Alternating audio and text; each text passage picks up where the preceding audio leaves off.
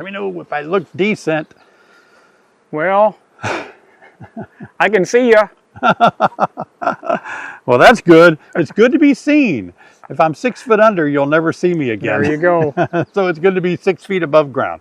Hey everybody, David Burns. Good to be with you today. And I'm here with Patrick, my videographer. Hello, Patrick. Hi, David. Good to say hi to Patrick. He does a great job helping film in the bee yard. This is a hive that we continue to monitor because we put a wet super back on it, and after it was after a week, they didn't really do much in that top super. They did a little bit. I made a video saying, you know, what would bees do after a week with a wet super. By the way, a wet super, if you're new to the channel, thanks for watching. A wet super means you harvested all the honey out of it by extracting the honey, cutting the cappings off, and spinning the honey out. And then you put it right back on there. It's not really wet, but there's still remnants of the honey that's in those cells. And we were hoping the bees would get right on it and fill it up. They did not. So we came back out and checked, and after we realized they hadn't done much after a week, look what we did. We bottom supered. That's really risky without a queen excluder. I don't see a queen excluder. Do you, Patrick? Nope. No. And so without a queen excluder, it wouldn't take much at all for the queen to get up there and start laying a bunch of eggs. So what we're going to do today is kind of inspect and see what's going on with these supers, especially the wet one. This hive is a little more cantankerous. Patrick and I just made a video over there, and I took 2 hits from that hive. And so hopefully I can keep wearing just my hat and veil. By the way, do you love the hat and veils? I really like these a lot. I know they're kind of hard to find. They look kind of cool. I mean, if you compare how I look to how Patrick looks. Not talking about our faces, just the veils. I mean, Patrick had the bee suit on. Here, give me your camera. That's funny. And let's see. This is what Patrick looks like. That's funny. See, look at that. He got a bee suit on. Oh yeah, you got me beat. I got you beat. Yeah. You know, okay. So it's all about what you look like. It's all about the sizzle. You know, somebody told me once, David, it's all about the sizzle. And I was like, what does that even mean? You know, well, okay. So anyway, let's get in here. I do like my hat. And everyone's going to say, where do you get your hat? You just bought one, right, Patrick? I did. And you found it on Amazon? Yep. Okay. Yep. Yeah. I think it was $22 or $23. They're pretty cheap, aren't they? Yeah. And they last, you know, they really last a long time. Mm-hmm. I wish they were a tad bigger. I must have a big head in more ways than one. You have to have a big head to be on YouTube, don't you? Yeah. Because you're talking all the time. Oh, not a lot of bees doing business up here, but this is already a filled super, I think. Now this hive is a little more sensitive to being worked, so I gotta use a little more smoke. But what we're gonna do is just bypass this one and get to the one below it to see if they've done much with the one below it. All right, Patrick, let's see if you can do calendar math real quick on the fly. Yeah. Wait a minute. Oh, you got it out front there. We put it on the 17th of July. Okay. And today is the 7th? Correct. So you got 2 weeks in July and then 1 more week in August, so 3 weeks. 3 weeks? 3 weeks on Friday. Yeah, we did it on a Friday. All right. So I'll ask you some questions, Patrick. If they haven't done much, why would that be? What are some of the reasons that they have done very little to that super? Could be the weather, could be the smoke, could be a dearth, nothing to get. Nothing to bring in. That's right. That's perfect, isn't it? Yeah. They are kind of a little busy today, but we have, like Patrick said, we did have a week of heavy smoke. They don't fly in the smoke. We've had a little bit of a dearth, I think, so it wasn't like putting these on in the spring. So I'm hoping they'll prove us wrong, and they've done a little something. All right, there we go. Use a little smoke. See if I can pick this heavy box up and put it on the ground. It's got a lot of honey in it. Oh, it's not bad. It's about 30 pounds, maybe. 20 pounds short of being filled out all the way. There we go. All right, there it is. After 3 weeks, Patrick, I don't think I'm impressed. They're done. This hive has made their honey for the year, and they're done, I think. We're at that time of the year where the honey season is drawn to an end, but we'll pull a few up and check it out. Yeah, look at that. I don't even see any nectar at all in there. No, it's dry. Isn't what it looked like when we put it in. Exactly. And that's in there where they do a lot of work. Yep. So not much going on. So it just kind of shows that if you wait too long to try to get supers filled up with nectar and you get into a dirt, that's not going to happen. However, we can't rule that out. It could just be the nature of this hive. Maybe they feel like they have enough on there. So what I'm going to do, I'm going to take this one off. I'm not going to leave it on for winter. I'm going to take this one off. It's empty. This one, about ready to fall out, but this one over here, we're going to put it back and let it be the only one above the 2 deeps. So we're kind of getting things ready for winter. At the end of this video, I want you to watch a video that I made that says winter preparation starts August the 7th. That's today. So you can see what I mean by that. So August the 7th, I'm out here getting a head start on kind of putting my Christmas lights up before Christmas. And what I mean by that, I'm not going to wait until the last minute to get out here and try to make all this stuff balanced out correctly. Oh, that's really stuck. Not making any progress. There we go, finally. I'm in some smoke because I'm getting by the brood area and they're not going to be nice.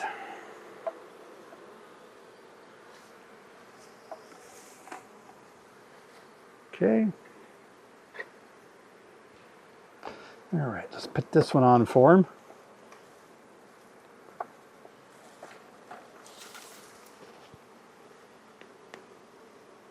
There we go, perfect.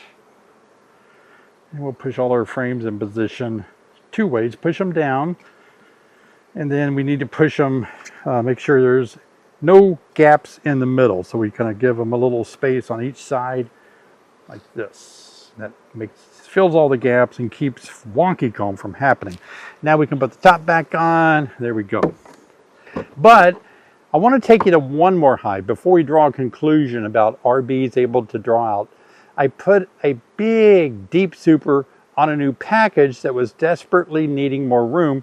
Let's drop over and see what that's like. So on this one, on 7/21/26, I added a deep super. I took a little notes on the top here. It was not drawn out, and so I said I'm going to come back and visit it on 8/21/26. So I'm really early. I was going to wait a month to see what they did, but I can't stay out of it. Have you ever done that? It's like I can't wait. And so what do we got, Patrick? A couple of weeks now. If it was the 21st and now we're in the 7th, you know, so they've had a couple of weeks to do something with this. Now, the reason why they may have done better. Now, if you want to watch some cool videos, if you can look back and see the videos that I made about this, was made from a package that we sell every year. I always like to keep a couple of packages and try them out. And I made them stay really compressed without swarming in just one box, and then I added another box one, and I didn't wait until 5 were drawn out. I waited for all 10 to be drawn out, and it really worked well. They went crazy drawing stuff out. This was really drawn out nice and packed, and a lot of you liked that video. But we're going to look to see what they've done up here. I know a lot of you are like, woo, wonder how they're doing. Let's find out. So let's take a look here. Okay, pretty glued down with propolis. Get some. Oh, I'm glad I hear bees up there. If I hear bees up there, I know they're working to put honey up there. Okay. Remember, when you're opening a hive up like this, open it up with, like, use your top cover for a shield so they don't just fly right out or up and at you. There we go. Okay. So after a couple of weeks, we'll see what they've been doing. It looks like to me a lot more bees on that side. Let's get a little smoke and we'll take a look. Because this answers a lot of questions. A lot of you are asking me, how late can I get my supers drawn out? How late can I put a honey super on? You know, and all those questions. And it really depends on the state that the bees are in, their population, and it depends on the nectar flow in your area. Don't forget, bees have to actually consume about 8 pounds of honey or nectar to metabolize and make 1 pound of wax. And so they have to build the wax out here. So what we did to speed things up, we added our red wax on here. Okay, so they have drawn it out. And I made a video about me adding this. So they're getting on the ball a little bit, all the way to the wall. You can see they're punching that out, and yeah, that's worked out good. But we'll keep scooting our way in the middle, and hopefully see a bit more activity of being drawn out. All right. A couple of years ago, we made a video on experimenting with red wax by adding wax to frames, seeing if that would speed up getting the frames drawn out. And it really does speed it up. Look how well they've drawn that out. Red, I use red to make sure that we can see that they're using my wax and not adding their own wax, okay?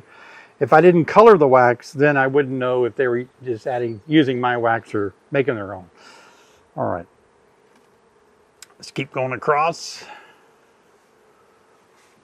A little bit of nectar being added up there. You see it glistening.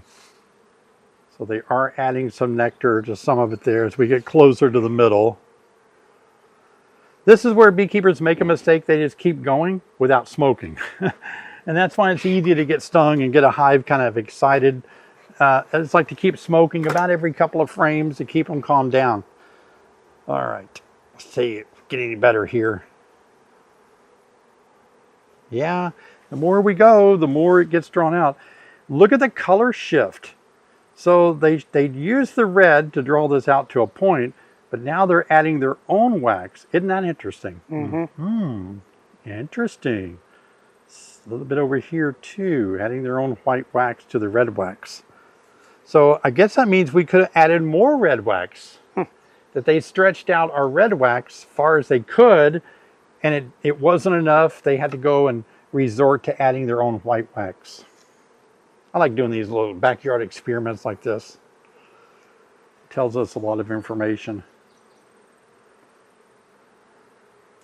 Yep. So you can see they've drawn out the red wax to a certain distance, and then when it gets further out, they've had to use their own white wax. Maybe I'll start putting more red wax on there. Yeah, that's telling me to add a little bit more. All right, we'll look at one more because now we're headed back toward the other wall and we're going to get less than, oh, well, there were more bees over there. We'll keep maybe looking a little bit. We're seeing the same thing, about the same amount. I'd say another 2 weeks may really change this a lot. I'd say 2 weeks they could do it. If we have the nectar, they could still keep adding more and more as we go. Now there's my third sting of the day, and I did that. I pushed down on a frame and there was a bee sitting there. All right, so, yeah, but it's about the same. Okay, so I'm glad we checked. I think it's pretty cool that we looked. I wrote a bunch of notes here, Patrick. Let's see what they say. 726, red wax coated, undrawn wax. Yeah, that's what it says. It's, half of it is upside down. All right, so let's put this back together because this is a good little experiment to see if we give this hive a bunch of wax frame. Is it going to speed them up? Will this hive be able to pull that out and fill it up in August? They have their work cut out for them because it's just getting less and less resources out there available to them. Yeah, because every time I show anything to do with red wax, a lot of you will contact me and you'll ask me, you think there's something special about the color red? And believe me, it's not. It's just for experimental, it's just purposes for I can distinguish between white and red wax, as you've seen. But if you do want to buy this, what I do, I buy red wax. It's for candle making, but it's already like made. If you want to use it in your hives, you could, but I buy it and melt it down. I get it from Daydan. The red wax, you can do it that way, and it's good for doing little experiments. Now, when I was at EAS, this is cool because I met a man, I forget his last name, his first name was Dave. All of you are going to tell me because he speaks about this. But what he does, he adds rolls, he rolls up wax, and he puts it, let me show you, I can show you over here. He showed me some of the ways that he does it, and you've probably seen him on YouTube, or you've probably seen him at conferences. He spoke at EAS. But he and I had conversations. We tried to get together, but every time he cornered me, I was on my way to a meeting or something else. And sorry, David, I didn't get a chance to really sit down and talk more about it. But in the hallway, he explained to me that, you know, he would take like undrawn foundation, wax foundation, and he would roll wax up really tight and put it like at the top here, maybe at the bottom too, but I know at the top. And he said he had great results by bees utilizing that wax to make comb. And I kind of want to do that same experiment next season. I don't think he was using colored wax. He was using wax, but I want to use colored red wax again and do some experiments with his rolled method. That sounded pretty cool. One of the things that's really unknown to beekeepers is, you know, when is it too late for me to do this? When is it too early? And everybody wants answers, like, just tell me the date and let me know. Well, you can't do that. Everywhere you live is going to be a little bit different in timing. Every hive is going to be a little bit different as well. And so this hive, for example, we looked at it and they had not started putting a lot of nectar up here, but they're really strong. And so if the nectar was out there, they would have done it by now. So we're just entering a little bit of a dirt. So now, as you can see, there's a little bit of foraging going on. Not bad, but certainly they're not going crazy over it. And so the best way I can say is that just kind of know your area well enough and look at the front of your hive and kind of see, is there a lot of bee activity? And by judging this, of course, Patrick is probably affecting their flowing in and out a little bit by filming, but I would say this is a moderate honey flow. They're going out in a moderate fashion. It's not a heavy nectar flow and it's not a dearth. But that right there does not produce a lot of nectar. To be honest with you, what you're seeing right here sustains itself.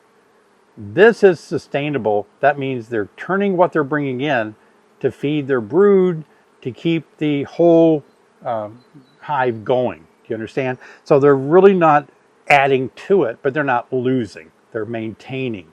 And honestly, I don't see any hive out here that is above maintaining because bees use a lot of honey and pollen every single week to keep everything going. But look at them all here. I'm kind of messing up their travels, so that's interfering. Let me step back a little bit and we'll see if the entrance changes. You can see bee. Oh, I was blocking the hive over here. I see they're going in over here now.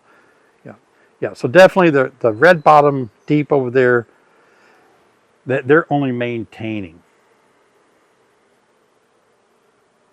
There are some things you can do to really help your bees draw out your comb. And one of the things that I've shown here this year is checkerboarding your supers. We had really good luck doing a video on watching how they can really work faster if you do some checkerboarding. So take a look at this video right here on checkerboarding. I'll see you over there.